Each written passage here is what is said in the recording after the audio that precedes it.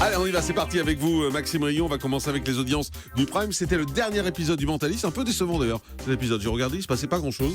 Ça a marché en revanche. Et oui, c'était le final tant attendu. Non, mais c'est vrai, c'était un mariage, quoi. C'était chiant. C'est parce qu'on regarde pas le Mentaliste pour ça. Non, moi je regarde pas, mais bon voilà. D'accord. C'était bien attendu par les fans tout de même. Le final du Mentaliste, 6 200 000 téléspectateurs au rendez-vous, et donc le final a été suivi par 8 500 000 fidèles qui ont suivi les dernières aventures que vous adorez de Patrick James, 14,6%. C'était cucu. Mais Oui, la c'est- fin, c'était quoi? C'était le mariage? Ouais, la fin, c'est fin. cucu, ouais, Il y a un c'est ça. bisou et tout, c'est tout Voilà, mignon. et elle est enceinte.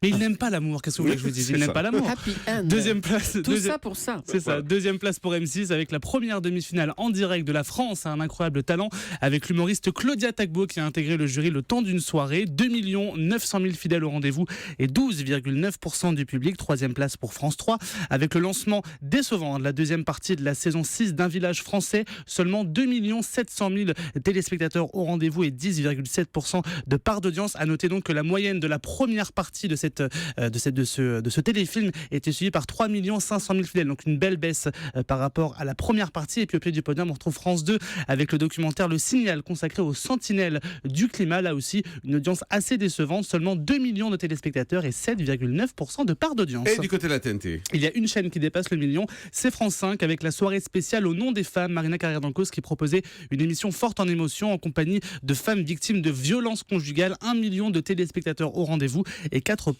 du public. Et en ce qui concerne l'Access Prime Time. En ce qui concerne l'Access Prime Time, TF1 Je vous avec écoutais pas en Money fait, Drop. c'est pour ça. Ah, j'adore.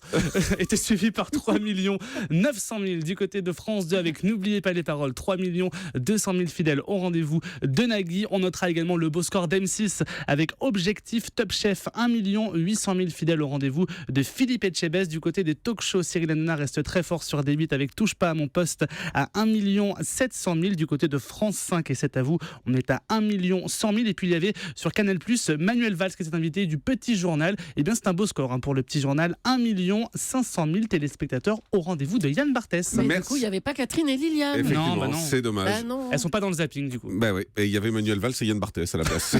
C'est un autre genre.